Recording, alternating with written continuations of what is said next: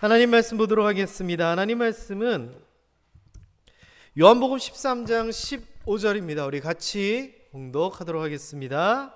내가 너희에게 행한 것 같이 너희도 행하게 하려 하여 본을 보였노라. 아멘. 본을 보였노라. 예수님께서 뭔가 본을, 시범을 보이신 겁니다. 왜 시범을 보이셨느냐? 너희도, 예수님의 제자도 행하게 하려 하기 위해서, 다시 얘기하면 예수님의 제자도 나처럼 해라, 이것을 알려주시기 위하여 본을 보이신 겁니다. 좀 더 말을 줄이면, 얘들아 내가 한 것처럼 해 라고 하면서 시범을 보이신 겁니다. 스승의 날을 맞이하여서 일단 저는 우리 교회 학교의 선생님들에게 일단 감사의 말씀을 드립니다. 여러분들 선생님들 덕분에 우리 다음 세대들이 잘 크고 있는 것 같습니다. 거기에 저는 오늘 한 가지 성경을 통하여서 예수님께서 본을 보여주신 것처럼 우리 선생님들도 예수님을 따라 또 내가 우리 제자들에게 본을 보여줬으면 좋겠다, 이 생각을 하였습니다. 그래서 교육이라고 하는 것이 지식적인 전달도 훌륭한 교육이지만 전인적인, 전반적인 교육이 제일 중요한 것 같고, 최고의 교육 방법은 보여줌으로써, 실제 보여줌으로써 이렇게 하는 거다, 저는 설명하는 게 최고의 교육 방법이 아닌가 생각을 해봅니다. 예수님께서 이 땅에 오셔서 사람들을 가르치셨습니다. 그 가르침에 대해서 사람들의 반응이 이렇게 나왔습니다. 한번 읽어볼까요? 예수께서 이 말씀을 마치심에 무리들이 그의 가르치심에 놀라니 이는 그 가르치시는 것이 권위 있는 자와 같고 그들의 서기관들과 같지 아니함일러라. 이 말이 무슨 말이냐면요, 이 말씀을 마치심에, 이거는 마태복음 5장 6장 이렇게 계속되는 산상수훈에 관한 이야기입니다. 이 산상수훈이라고 하는 것이 예수님이 사람들 앞에서 설교를 하신 거죠, 사실은. 그런데 이 말씀 내용이 기존에 듣던 내용하고는 너무나 달랐습니다. 그 전에는 이에는 이, 눈에는 눈, 이런 구약적인 율법을 통해 가르쳤다면 예수님은 무슨 소리냐, 원수를 사랑하고 너를 핍박하는 자를 위해서 기도하라, 이렇게 가르치셨거든요. 그러니 기존에 자기네들이 알던 율법의 여러 가지 것들을 거의 반대로 설명을 하시는데, 듣다 보니 예수님의 이야기가 맞는 거예요.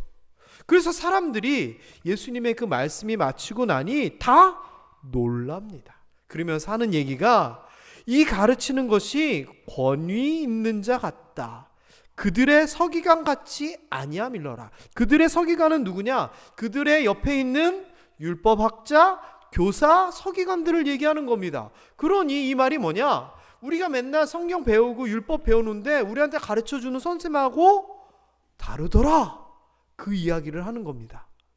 여러분, 예수님의 가르치심은 세상 선생님의 가르침과 달랐습니다. 게다가요, 이 예수님의 가르치심이 얼마나 중요하냐면은, 예수님이 이 땅에 오셔서 사역을 하셨다라고 얘기했을 때 세 가지 영역을 얘기합니다. 마태복음 4장 23절에 나오는데, 첫 번째, 예수께서 온 갈릴리를 두루 다니사 그들의 회당에서 가르치시며, 가르침의 사역이 있었습니다. 이 가르침은 지적인 영역을 채워주시는 겁니다. 그리고 두 번째는 뭘 하셨냐면은 천국 복음을 전파하시며 구원에 대한 이야기를 하셨습니다. 그래서 복음을 전하셔서 영적인 영역을 채워주셨습니다. 그리고 세 번째는 백성 중에 모든 병과 약한 것을 고치셔서 육신의 연약함과 필요함을 채워주셨습니다. 자, 그런데 이게 언제냐? 여기서 보면 마태복음 4장입니다. 그러니까 이스라엘 사람들이 예수님의 말씀을, 산상수훈을 들었는데 그 말씀이 단순한 말씀이 아니라 예수님이 뭘 하고 계셨다고요? 회개하라, 천국이 가까웠느니라, 천국에 대한 이야기를 하셨고 병든 자를 고치셨고, 그러면서 말씀을 가르쳤기 때문에 그들에게는 일반 율법 선생님이 가르치는 거하고는 다를 수밖에 밖에 없었습니다. 여러분, 스승의 날인데 그럼 선생님들한테만 해당되는가? 아닙니다. 여러분 한 분 한 분은 선생님입니다. 누구에게 선생님이냐? 여러분의 자녀들에게, 여러분의 다음 세대들에게 선생님입니다. 여러분이 어떻게 밥을 먹고 어떻게 걸어가고 어떻게 옷을 입고 다 가르쳤으니 여러분의 후대들이 그렇게 따라하는 겁니다. 여러분이 기도를 하고 여러분이 신앙생활을 하고 여러분이 헌신하는 것을 보고 우리의 젊은이들이 지금 따라하고 있는 겁니다. 그러니 스승의 날 우리 교사 선생님들만 생각하지 마시고 나에게도 주시는 말씀이구나 생각했으면 좋겠습니다. 참 스승은요, 지식만 전해주는 사람이 절대 아닙니다. 솔직히 얘기하면요, 학교 선생님보다 학원 선생님들이 더 잘 가르친다고 합니다. 그리고 학원 선생님보다 이른바 인터넷에서 인터넷 강의를 하는 1타 강사, 첫 번째 강사, 이런 유명한 선생님들이 잘 가르칩니다. 그러나 그런 학원 선생님이나 인터넷 강의 선생님을 스승님으로 여기지는 않습니다. 왜냐하면 학교 선생님, 교회 선생님은 내 옆에서 나와 함께하며 지식을 전해주고 같이 웃고 같이 살아가고 같이 함께하면서 지식외의 삶을 가르쳐주는 분이시기 때문입니다. 그런 분들한테 스승이라 그러지 인터넷에서 아무리 잘 가르쳐주는 지식적인 선생님에게 스승이다라고 얘기하지 않습니다. 저는 우리 모든 모함의 성도님들이 다음 세대에 대하여 이런 참 스승 되었으면 좋겠습니다. 선생이라고 하는 말 뜻 아시죠? 선생은 먼저 선에다가 생자를 씁니다. 그래서 먼저 태어난 사람이 선생이라는 뜻입니다. 이 말은 먼저 태어난 사람이 살아가는 그 길을, 걸어가는 그 길을 나중 태어난 사람들이 뒤따라 간다는 겁니다. 그래서 모든 면에서 여러분들이 우리의 다음 세대들의 참 선생, 참 스승 되기를 주님의 이름으로 부탁드립니다. 자, 예수님께서 아까 우리 봤던 요한복음 13장에서 예수님께서 스승으로서 어떻게 하셨는가? 다른 여러 가지 방법도 있었겠지만 최고의 방법은 본을 보이신 겁니다. 어떻게? 제자들 앞에서 직접 말씀을 전하고 복음을 선포하고 악한 자 야단치고 약한 자 고치고 귀신 쫓아내고를 제자들 앞에서 직접 보여주십니다. 그리고선 이렇게 얘기합니다. 너희도 나가서 행하라. 너희가 나보다 더 큰 일을 할 것이다. 그리하여 그 다음 세대들을 키워나갔습니다. 그리고 그 제자들이 뭘 했느냐? 교회를 만든 겁니다. 그리고 교회에 오는 사람들에게 예수님께서 본을 보여주셔서 자기네들에게 가르쳐주신 그것을, 그 말씀을, 그 믿음을 이어준 겁니다. 그게 지금 오늘날 우리에게까지 연결되는 거고요.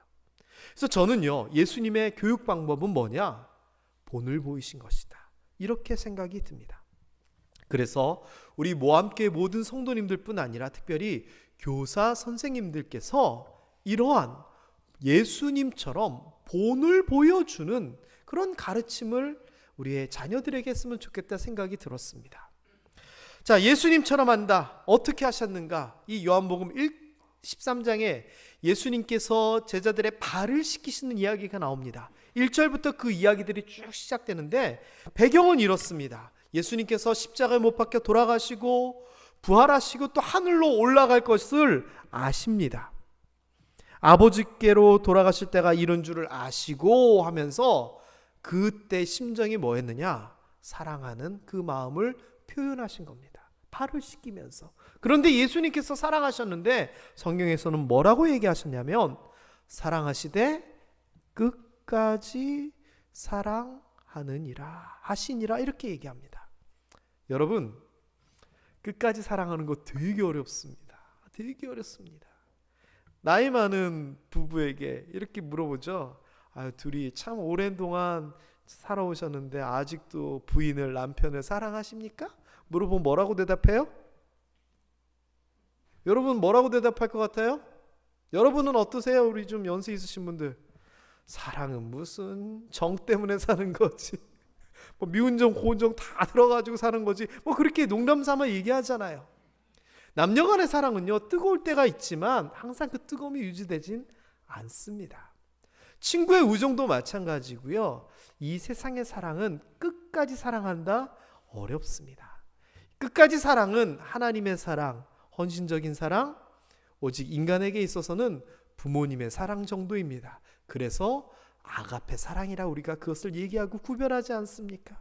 예수님의 사랑이 그거였다는 겁니다. 누구를?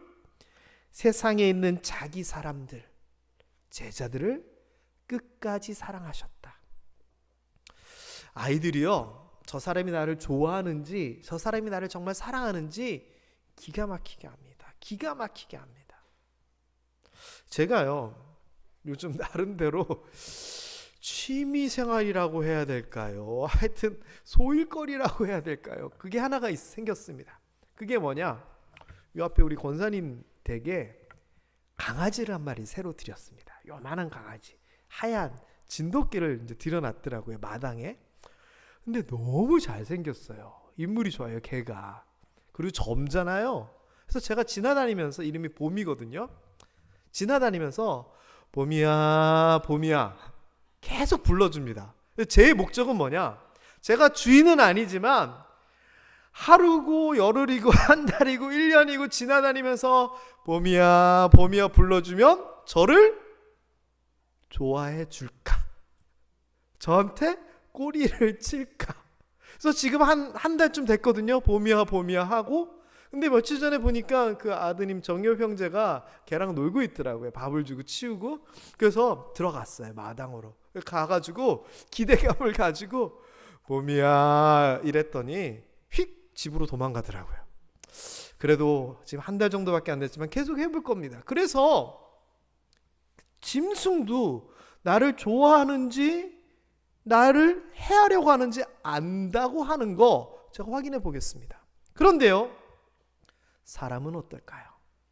어린 아이일수록 더 잘합니다. 더 잘합니다. 제가 예전에 우리 모함교회 부흥회 때 처음 해서 이런 얘기를 한 적이 있어요. 제가 예전에 있던 교회인데 이제 전도사 때였어요. 전도사 때 제 자리는 방송실 옆에 있는 2층이었습니다. 2층. 그런데 한 3, 4살 되는 아이 하나가 자유로운 영혼이에요. 예배가 뭐 없어요. 그냥 예배장 내내 돌아다니면서 놀고 뛰고 장난치고 막 그래요. 그러니까 그 어머니가 막 안절부절하잖아요. 예배 때 막 그러니까. 근데 제가요, 그냥 저는 그때 이제 처음 전도사하고 그러던 때라 어떻게 대하려는지 몰랐기 때문에 그냥 그 아이한테 눈 마주치면 막 손 흔들어주고 만나면 아 왔냐 이러고 그랬는데요. 한 1년쯤 지나니까 저를 너무 좋아하는 거예요. 다른 사람이 떠들고 해서 뭐라 그러면 막 그러는데 제가 쉿 조용히 해요. 나중에는 아이가 떠들고 장난치면 그 어머니가 저한테 와서 아 전사님 우리 애들 좀 조용히 좀 시켜달라고. 저는 뭐 했느냐? 다른 거 안 했어요. 오면 반갑게 인사해주고 떠들고 장난쳐도 손 흔들어주고 눈 마주쳐주고 호주머니에 뭐 있으면 주고. 선생님들 잊지 마세요. 절대 잊으면 안 되는 게 뭐냐? 내가 사랑하면 그 아이들은 분명히 알아요. 분명히 알아요. 게다가 여러분이 해야 되는 사랑은 예수님이 보여주신 것처럼 끝까지 사랑해 주는 거예요. 저는 우리 모함의 선생님들이 지금도 그렇게 잘하고 계시지만 예수님처럼 끝까지 사랑해 주셨으면 좋겠어요.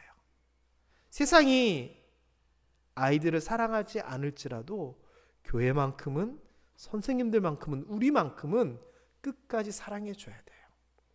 두 번째, 저는 사실 이 구절에 설교 준비하면서 진짜 은혜 받았습니다. 제가 이제 예수님께서 보면은 저녁 잡수시던 자리에서 일어나 겉옷을 벗고 수건을 가져다가 허리에 두르고 대야에 물을 떠서 제자들의 발을 씻기시고 수건을 닦아줍니다. 자, 근데 이게요, 발을 닦아주는 것은 누구의 역할이었냐면 하인들, 종의 역할입니다. 손님들이 오시면 지금처럼 우리 이런 신발이 아니라 샌들이거든요. 사실 그들이. 그러니 멀리서 왔으면 온통 발에 먼지 흙 묻어있으니까 집에 오면 제일 먼저 하는 것이 종들이 발을 닦아주는 거였습니다. 그런데 여기는 종이 있는 것도 아니고 자기들끼리 제자들하고 예수님하고 있었기 때문에 누가 시중 들어주는 그런 상황이 아니었나 봅니다. 그런데 예수님께서 식사를 잡수시던 자리에서 일어나 직접 물을 떠서 제자들의 발을 닦아주신 겁니다. 자, 그런데 제가 은혜 받은 구절은 이 노란 글씨입니다.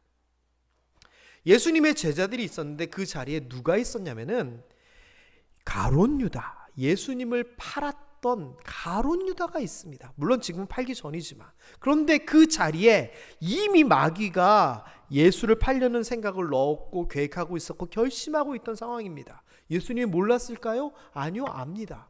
예수님이 이제 뒤에 이렇게 막 씻기고 하니까 베드로가 아우 우리가 씻겨드려야지, 예수님이 우리 발을 씻겨줍니까? 그랬더니 예수님이 뭔 소리냐, 내가 안 씻겨주고 싫으면 나랑 관계없는 사람이라고 막 야단칩니다. 그때 베드로가 또 오바를 해가지고 예수님 그러면 발 말고 다 씻겨주세요 이랬더니 깨끗한 사람은 발만 씻으면 된다라고 얘기를 합니다. 그러면서 뒤에 덧붙이는 말이 깨끗하지 않은 사람도 있다라고 얘기합니다. 가룟 유다를 지칭해서 직접적으로 하신 얘기입니다. 자, 이 말은 예수님이 가룟 유다가 자기를 팔고 배신하고 하려고 하는 것을 알고 있었다, 몰랐다? 당연히 알고 있었다는 겁니다. 그런데 여러분, 가룟 유다의 발을 씻겨줬을까요? 안 씻겨줬을까요? 씻겨주신 겁니다.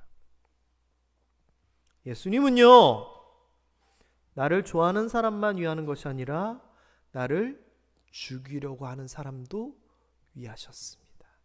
이게 예수님의 마음입니다.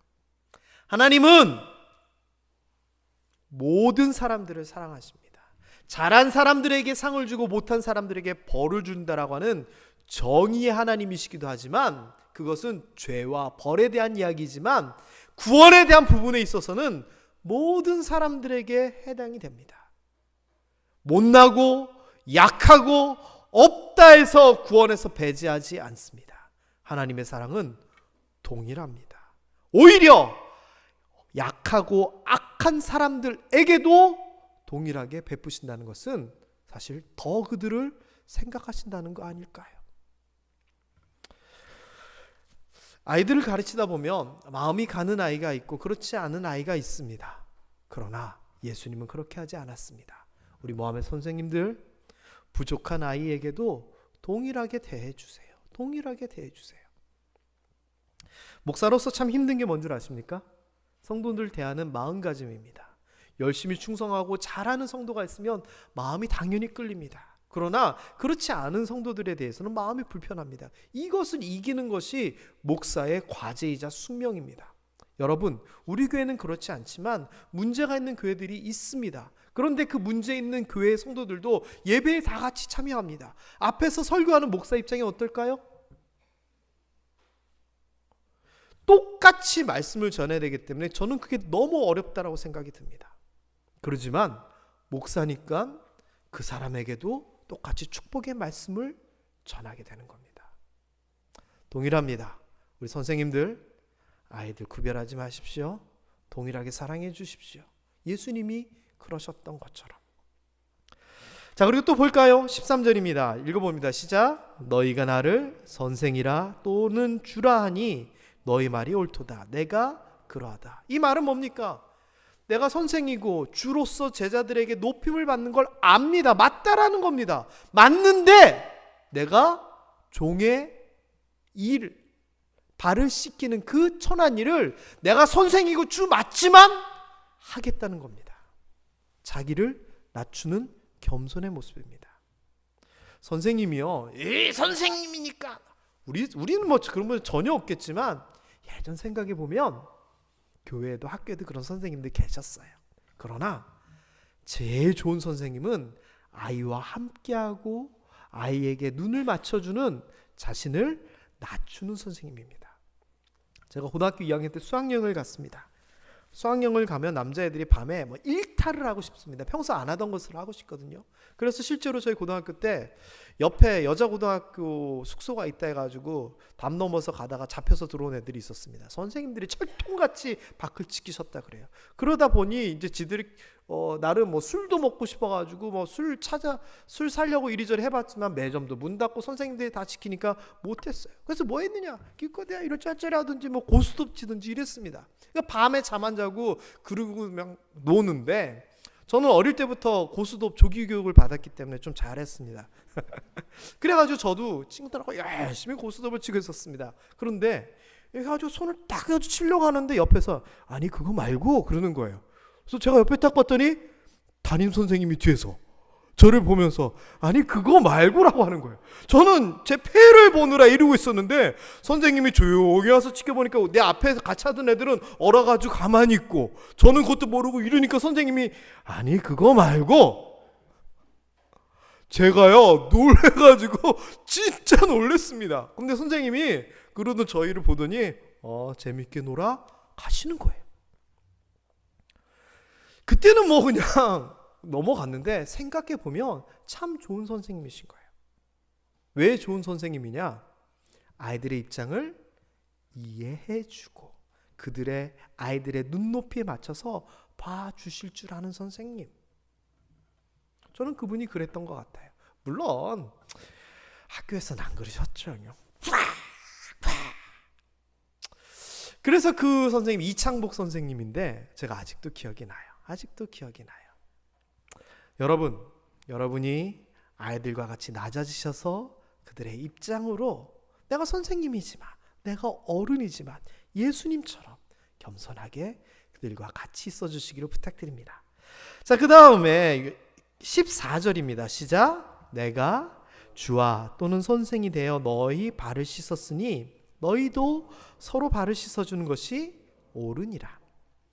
서로가 사랑하고 섬기고 발 씻어주는 것을 가르치시기 위하여 직접 본이 되신 겁니다. 그러면서 그렇게 본을 보여주신 다음에 뭐라고 얘기하시냐면은 이게 옳다라고 제대로 가르쳐 주시는 겁니다. 제가 저희 친구랑 얘기하다가 너무 감동을 받은 게 있습니다. 그게 뭐냐면은 어떤 권사님이 굉장히 큰 실수를 하셨어요. 교회에서. 막 목사님을 막 비난하고 힐난하는 공개적인 장소에서 아마 그런 식으로 뭔가를 하신 것 같아요. 그래서 제가 했더니 하는 얘기가 담임 목사님 방으로 불렀대요. 그리고 야단을 쳤대요. 근데 야단 치는 표현이 너무 충격적이었어요. 이랬대요. 권사님, 도대체 어디서 그런 걸 배우셨습니까? 굉장히 표현이 좀 과격하잖아요. 근데 생각해보면 어디서 배웠게요? 누가 목사예요, 그 교회? 자기한테 배운 거예요. 그러니까 그렇게 얘기를 할 수 있는 거죠. 그러면서 조목조목 설명을 하면서 야단을 쳤대요. 그리고서는 이야기를 주고받으면서 풀고 기도해주고 잘 마무리를 지었다는 거예요. 그래서 제가 생각을 해봤어요. 만일 누가 공개적인 장소에서 나한테 목사님 이거 왜 했어요? 잘못된 내용을 가지고 그러면 나는 어떻게 했을까? 여러분, 저는 어떻게 했을 것 같아요? 한숨이 나오시죠? 분명히 뻐럭했을 것 같아요.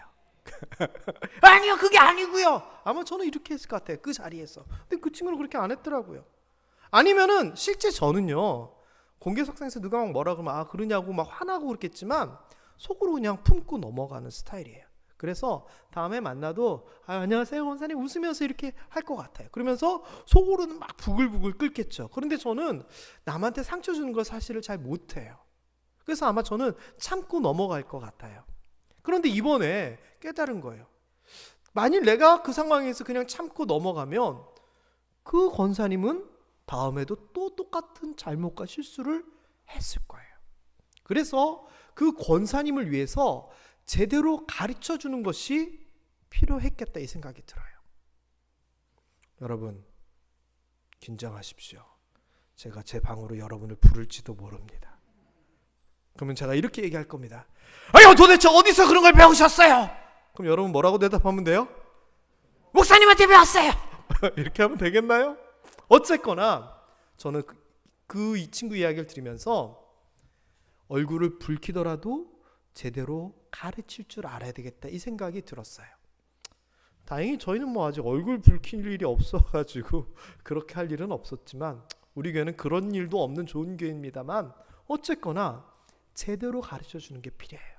예수님께서 이 제자들을 바라보면서 서로 섬기고 사랑하는 게 부족하다 느끼셨기 때문에 제대로 가르치기 위하여 직접 시범을 보이시면서 선생이자 주이신 그가 낮춰서 이렇게 가르치신 거예요. 여러분, 우리의 자녀들, 우리 다음 세대들 제대로 가르쳐 주세요. 때로는 야단을 치더라도 사랑을 담아 제대로 가르쳐 주세요.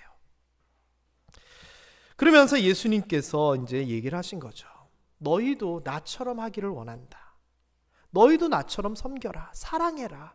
똑같이 대하라. 내가 이렇게 본을 보인 것처럼. 이게 예수님의 교수법 가르치는 방법이었습니다.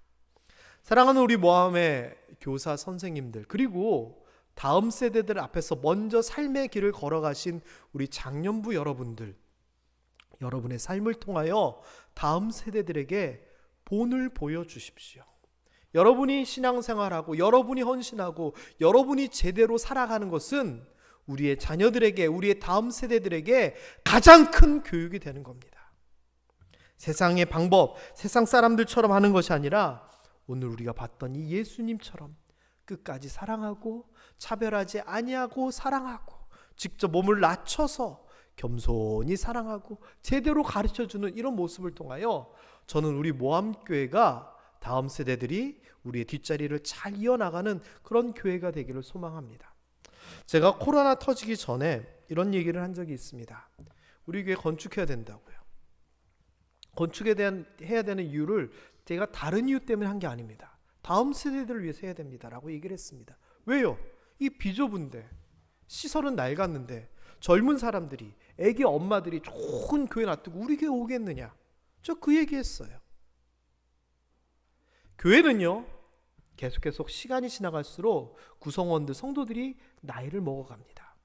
그래서 아무리 훌륭한 교회라도 30년 후에는 그 사람들이 늙은이가 되어 있습니다. 그 30년 동안 다음 세대들을 제대로 키워내지 못하면 그 교회는 소멸하는 교회가 되어버립니다. 우리 모함교회는 어떨까요?